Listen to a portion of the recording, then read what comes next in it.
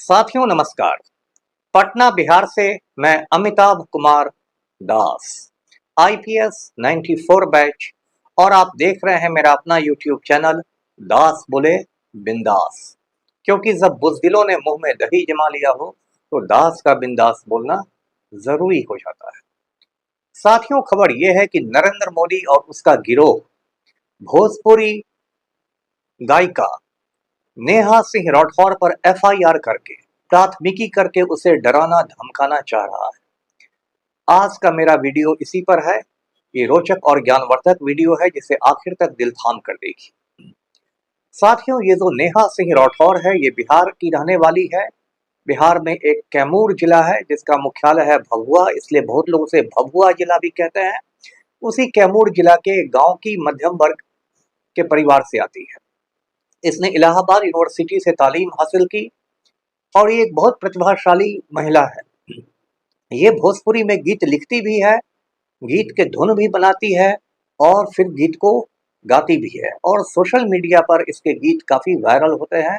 मैं भी नेहा सिंह राठौर का प्रशंसक रहा हूँ। नेहा सिंह राठौर ने सबसे बड़ा काम ये किया है कि उसने भोजपुरी भाषा का सम्मान वापस लौटाया है। नहीं तो बहुत सारे गायकों ने, गीतकारों ने भोजपुरी भाषा में बहुत ज़्यादा फुहड़ता ला दी थी, अश्लीलता ला दी थी। कोई ऐसा था कि वो रिमोट से लहंगा उठाता था, तो कोई चोलिया का हुक खोल रहा है। तो पूरी जो भोजपुरी भाषा थी वो लहंगा, चोली और इसी में फंस के रह गई थी। लेकिन नेहा सिंह राठौर के आने के बाद भोजपुरी भाषा में एक शालीनता आई। उसने अपने गीतों में प्रतिरोध की भावना को जगाया और आम लोगों से जुड़े हुए मुद्दे उठाए। बेरोजगारी का मुद्दा उठाया, अशिक्षा का मुद्दा उठाया, स्वच्छता का मुद्दा उठाया और इसी तरह के बहुत सारे मुद्दे जिसको आप जन सरोकार के मुद्दे कह सकते हैं, उन मुद्दों पर उसने आवाज उठाई और भोजपुरी वालों को बताया कि चोली और लहंगा के बाहर भी कोई दुनिया है। तो इसलिए मैं नेहा सिंह राठौर के गीत बराबर सुनता हूँ, शेयर करता हूँ। साथियों, कुछ साल पहले नेहा सिंह राठौर का एक गीत बहुत पॉपुलर हुआ था, वायरल हुआ था, यूपी में काबा। आप जानते हैं यूपी में योगी आदित्यनाथ की सरकार है जिसे मैं ढोंगी आदित्यनाथ कहता हूँ। उसके बाद नेहा सिंह राठौर के गीत से ढोंगी आदित्यनाथ इतना ज़्यादा बौखला गया कि उसने नेहा सिंह राठौर के घर पर पुलिस का नोटिस भिजवाया और ये नोटिस 2 जीप में भरकर पुलिस वाले ले गए। ऐसा लगा कि नेहा सिंह राठौर कोई बहुत बड़ी आतंकी हो, ओसामा बिन लादेन हो। उस तरीके से यूपी पुलिस उसके घर नोटिस लेकर पहुंची। हालांकि उस नोटिस से कुछ हुआ नहीं, लेकिन उसको डराने की कोशिश की गई। ये वही यूपी है जहां बड़े बड़े राजपूत माफिया डॉन के खिलाफ आदित्यनाथ कोई एक्शन नहीं लेता है, चाहे वो राजा भैया हो, कुंडा का गुंडा, या ब्रजभूषण शरण सिंह हो, या धनंजय सिंह हो।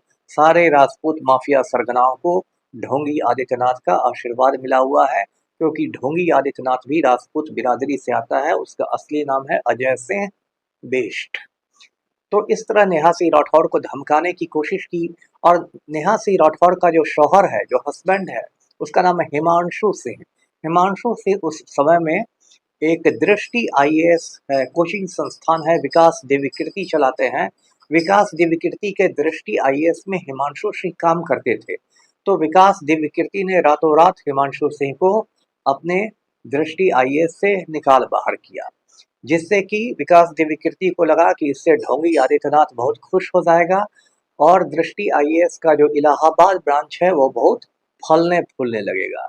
ये जो ढोंगी आदित्यनाथ की विकास देवी कीर्ति ने चमचागिरी की, ये बहुत निंदनीय काम था। तो खैर, इसके बावजूद भी मियाँ बीवी नहीं झुके, उन लोगों ने अपनी लड़ाई जारी रखी।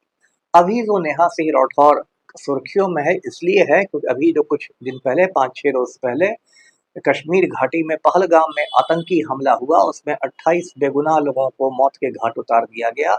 उसके बाद नेहा सिंह राठौर ने वीडियो बना के सरकार से सवाल किए हैं। अब इस पर क्या सरकार ऐसा बौखला गई है कि उसने लखनऊ में नेहा सिंह राठौर पर एफआईआर करवा दिया है, पुलिस थाने में प्राथमिकी दर्ज करा दी है, 10-11 धाराएं लगा दी है। ऐसा लग रहा है कि नेहा सिंह राठौर कोई बहुत खूंखार आतंकी हो, दहशतगर्द हो और उसी की वजह से लगता है पहलगाम कांड हो गया हो। तो ये बहुत गलत बात है। मैं नरेंद्र मोदी और उनके चमचों को बताना चाहता हूँ कि ये जो देश है ये भारत के संविधान से चलेगा। ये भारतवर्ष का पवित्र संविधान है, बाबा साहेब अम्बेडकर का लिखा संविधान। और इस संविधान में प्रत्येक भारतवासी को अभिव्यक्ति की स्वतंत्रता दी गई है। संविधान की धारा 19 है, आर्टिकल 19, वो हर व्यक्ति का, हर हिंदुस्तानी नागरिक का मौलिक अधिकार है, फंडामेंटल राइट है। और धारा 19 में कहा गया है कि हर व्यक्ति को अभिव्यक्ति की स्वतंत्रता है, मतलब अपने विचारों को सामने रखने की स्वाधीनता है। और इस मौलिक अधिकार को नरेंद्र मोदी का परदादा भी नहीं छीन सकता है। तो यदि नेहा सिंह राठौर ने अपने विचार शांतिपूर्ण तरीके से रखे हैं तो ये उसका मौलिक अधिकार है, उसको कैसे रोका जा सकता है। किसी भी लोकतंत्र में विपक्ष की आवाज को आप नहीं दबा सकते हैं। यही लोकतंत्र की खूबसूरती होती है कि उसमें पक्ष होता है तो विपक्ष भी होता है। सिर्फ एक तरफा से लोकतंत्र नहीं चलता। लेकिन नरेंद्र मोदी का जो गिरोह है वो चाहता है इस देश को उत्तर कोरिया बना देना। आप जानते हैं एक छोटा सा देश है उत्तर कोरिया, वहाँ एक पागल तानाशाह है जिसका नाम है किम जोंग उन। वो तानाशाह पूरी तरह पागल है। एक बार एक मीटिंग कर रहा था, उसमें उसका फूफा जो था आर्मी में जनरल था, उसे झपकी आ गई, उसको हल्की नींद आ गई तो उसने अपने फूफा को तोप से बांध के उड़वा दिया, मरवा दिया। तो ऐसा पागल तानाशाह है किम जोंग उन। तो ये जो नरेंद्र मोदी है ये भी लगता है किम जोंग उन के ही नक्शे कदम पर चल रहे हैं, उसी के पदचिन्हों पर चल रहे हैं और एक पागल तानाशाह की तरह इनका काम हो रहा है। अब बताइए, यदि नेहा सिंह राठौर ने सवाल किए तो उस पर आप एफआईआर करके उसको डराना चाह रहे हैं। यही बात कुछ दिनों पहले हुई थी। आपको याद होगा एक कॉमेडियन है इस देश के, कुणाल कामरा नाम है। कुणाल कामरा ने एकनाथ शिंदे का मजाक उड़ाया था, महाराष्ट्र के डिप्टी सीएम का। तो शिवसेना के गुंडों ने जाके कुणाल कामरा के स्टूडियो में तोड़ फोड़ कर दी थी। इस देश में ऐसा लग रहा है कि अघोषित आपातकाल लागू हो, इमरजेंसी लगता है लागू है और हर की बात को कुचलने की कोशिश की जाती है, डराने धमकाने की कोशिश की जाती है।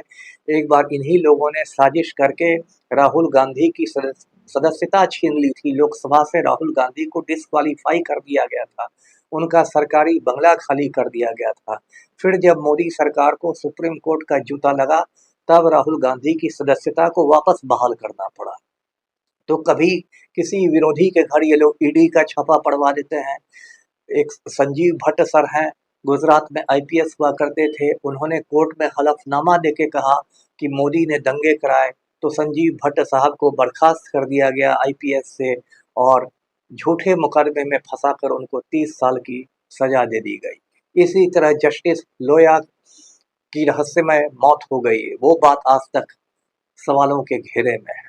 तो ये जो पूरी सरकार है ये दमन चक्र चला रही है। नरेंद्र मोदी जो है, मैंने पहले भी कहा, पहलगाम कांड के बाद पूरी तरह नकारा साबित हो गए हैं। इन्हें मैंने इस्तीफा देके दोबारा चाय बेचने की सलाह दी है। जो तड़ीपाड़ गृह मंत्री हैं, जिन पर देश की आंतरिक सुरक्षा का जिम्मा है, वो 24 घंटे माफियागिरी करते हैं। कभी इस राज्य में सरकार गिराते हैं, कभी उस राज्य में सरकार गिराते हैं, कभी ऑपरेशन लोटस चलाते हैं, कभी एक विधायक को 50 करोड़ में खरीदते हैं, कभी 75 करोड़ में खरीदते हैं, कभी शिवसेना को तोड़ते हैं, कभी एनसीपी को तोड़ते हैं। और एक नालायक राष्ट्रीय सुरक्षा सलाहकार है अजीत डोभाल, जो जेम्स बॉन्ड का परदादा बनता है लेकिन पूरी तरह से फेल कर गया है। ना उसे कश्मीर संभल रहा है, ना मणिपुर संभल रहा है। और ये जो नालायकों की मंडली है जो हिंदुस्तान पर हुकूमत कर रही है, ये चाहती है कि इससे सवाल भी नहीं पूछा जाए और सवाल पूछने वाले को डराने धमकाने की कोशिश करती है। तो आज भी मैंने नेहा सिंह राठौर के पति हिमांशु से सुबह सुबह बात की है। मैंने कहा है कि नेहा सिंह राठौर झांसी की रानी है और हम लोग उसके साथ मजबूती के साथ खड़े हैं। इस पूरे प्रकरण पर मुझे बाबा नागार्जुन की 4 पंक्तियां याद आती हैं, मैं आपको सुनाता हूँ कि जले पेड़ की ठूंठ पर गई कोकिला कूक, जले पेड़ की ठूंठ पर गई कोकिला कूक, बाल न बांका कर सकी शासन की बंदूक। तो जले पेड़ की ठूंठ पर नेहा सिंह राठौड़ जैसी कोकिला कूकती रहेगी और नरेंद्र मोदी की बंदूक तड़ी पार अमित शाह की बंदूक उसका बाल भी बांका नहीं कर सकेगी। वीडियो को लाइक करें, शेयर करें, चैनल को सब्सक्राइब कीजिए। धन्यवाद। जय हिंद।